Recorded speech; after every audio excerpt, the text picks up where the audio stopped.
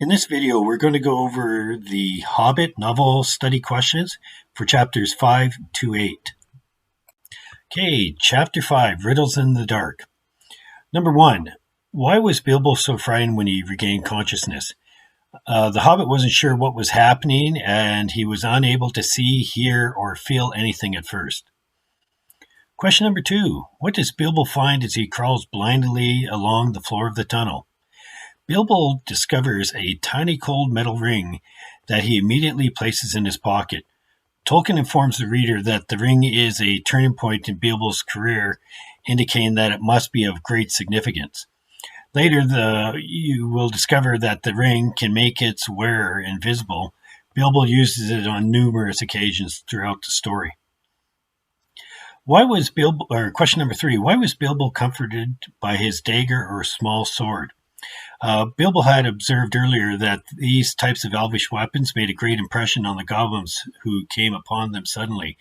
In essence, the goblins were scared of those objects. Question number 4, how was Bilbo able to see in the darkness? His dagger emitted a faint glimmer which enabled him to see, even though it was very faintly. Question number 5, why was Bilbo reluctant to wade in the water? It was because Bilbo couldn't swim. Number 6, who is Gollum and where does he live? Gollum is a strange creature that lives in the darkness on a slimy island of rock in the middle of an underground lake. He enjoyed eating meat, including fish and even goblins when he could get them. Number 7, explain the basic rules of the riddle game. Gollum and Bilbo, while reluctantly, agree to pose riddles to one another. If Gollum loses, he must lead Bilbo to safety, but if he wins, he gets to eat the Hobbit. Question number 8. Explain the power of Gollum's ring. The golden ring, when worn on your finger, renders you invisible. Only when exposed to sunlight could one catch a faint glimpse of the individual's shadow. Why did Gollum hurry right past Bilbo? Bilbo inadvertently slipped the ring on his forefinger and became invisible. Number 10, explain how Gollum unexpectedly aids the Hobbit in his escape. So Gollum thought that Bilbo had gone ahead and unknowingly led the Hobbit to the exit. Number 11, why are the goblins reluctant to pursue Bilbo Baggins once he is outside? The goblins have a strong aversion to sunlight as it makes their legs wobbly and their heads giddy. Chapter 6, out of the frying pan into the fire. Number 1, what did Bilbo Baggins intend to do if he was unable to find Gandalf or the dwarves? Bilbo thought if he wasn't unable to find his fellow adventurers that he should return to look for them, even if it meant putting his own life into jeopardy. Number 2, what did the dwarfs want to do when there was no sign of Bilbo? Despite Gandalf's protests, the dwarves argued that it was Bilbo's own fault for getting separated from the others, and that they, the dwarves, should continue on their adventure without him, especially as he created the problems, as he created more problems than he solved. This makes an interesting contrast to Bilbo, who was willing to risk his own life to help the dwarves. Number 3, how might you use the power of the golden ring if you possessed it? Now, this would be an interesting one for a group discussion. So I hope most of you wrote down something saying that you would use it for noble purposes, not evil. Question number 4. Why did Gandalf encourage the adventurers to hurry on their way? It was getting dark and the goblins came out after dark. Number 5, what noise did they hear as they stepped into the clearing? They heard a long, shuddering howl coming from the wolves who had gathered together to howl at the moon. Question number 6,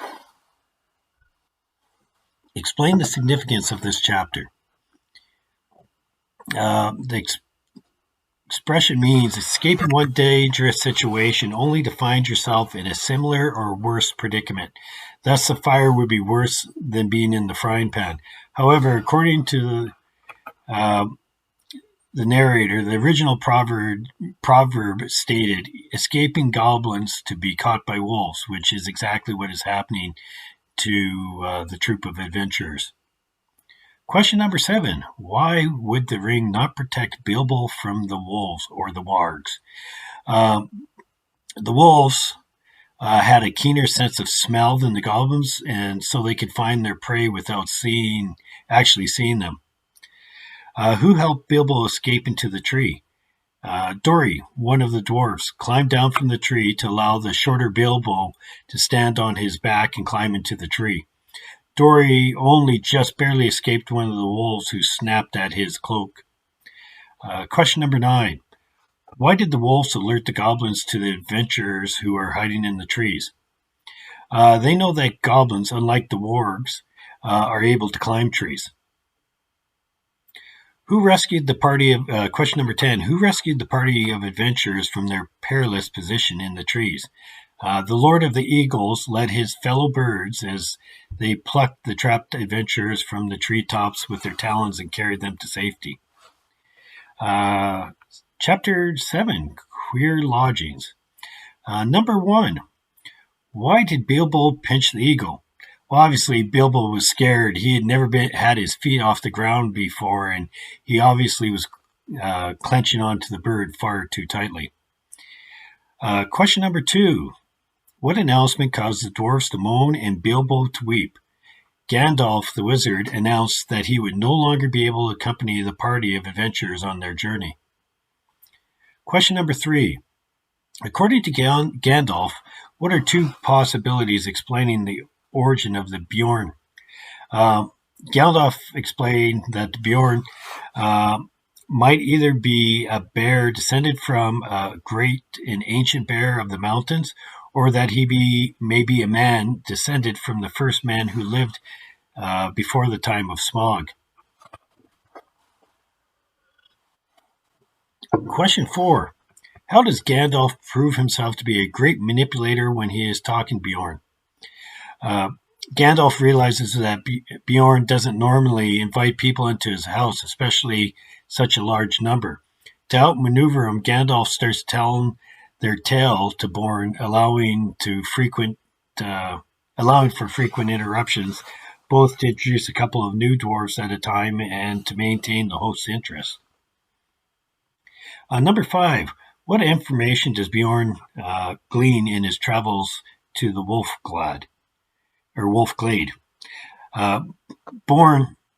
Bjorn captured a warg and a goblin, and they in turn told Bjorn that the wargs and the goblins were upset about the killing of the great goblin and the burning of the chief wolf's nose.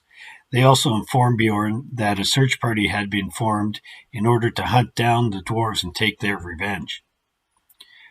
Number 6. What gruesome sight did Bjorn reveal to the adventurers when asked by Bilbo what happened to the captured wolf and goblin? Bjorn revealed the head of the goblin stuck outside the gate, while the skin of the wolf was nailed to a tree just beyond that. Number 7. What warnings does Bjorn give the travelers about proceeding through Mirkwood? Bjorn warned the travelers not to drink from the enchanted stream, as it causes drowsiness and forgetfulness, and most importantly, the band of adventurers must not stray from the path, or their journey will be fraught with peril. Question number 8. What shadowy form did Bilbo think he had seen on the 3rd evening of their journey? Bilbo was convinced that he had seen the shadowy form of a great bear prowling along the same direction as the travelers. Question number 9. What were Gandalf's final cautionary words as he bade farewell to the dwarfs and Bilbo? Don't leave the path. Chapter 8. Flies and Spiders. Number 1. Why were the travelers unable to cross over the stream by bridge? The bridge had rotted and collapsed, forcing the travelers to cross the stream by boat, which they first had to retrieve from the opposite bank through the use of a rope. Question number 2. Describe what happened to Bombur as he was about to step into the boat. A wild deer jumped over Bomber's head, throwing the dwarf off balance and causing him to tumble into the enchanted stream. Bomber immediately fell asleep and would have drowned if it were not for the quick actions of his companions. Question number 3. Explain how Bomber's unfortunate incident slowed their travels. As Bomber had fallen asleep, it was necessary for the others to carry him. Question number 4. Explain why Bilbo and the dwarfs strayed from the path. Despite the warnings of the wizard and Bjorn, the party of travelers had found themselves without food. After much discussion, they finally agreed to leave the path in pursuit of lights they had spotted in the distance, hoping to find food.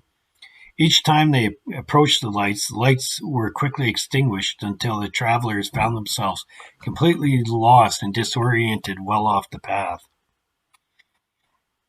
Question number 5. What did Bilbo discover was happening to him when he awoke? Bilbo woke just in time to discover that the great spider had been tying him up as he slept. The hobbit quickly fought back at the spider and managed to kill the spider with his sword. Question number 6. Explain the transformation of Bilbo Baggins' character as he renames his sword Sting. Bilbo has found an inner strength, perhaps because for the first time, not only has he defended himself, he was actually able to vanquish a foe. Question number 7. Why is Bilbo horrified when he stumbles upon the dwarves in a dark part of the Mirkwood forest? The dwarves have all been wrapped up in web and are hanging like cocoons from the tree branches waiting to be devoured by the huge spiders. 8. Why was Bilbo so adroit at throwing stones? Bilbo had spent much of his childhood hunting small game, and he also played types of games that required him to develop and refine his aiming skills with rocks. 9. Summarize Bilbo's rescue of the dwarfs. Bilbo first threw stones at the spiders to get their attention, and then proceeded to lead them off in a wild goose chase. Later, he backtracked to the dwarves and managed to cut them free. Question number 10. What do the dwarves discover when they take a head count? The dwarves discover that Thorin is missing.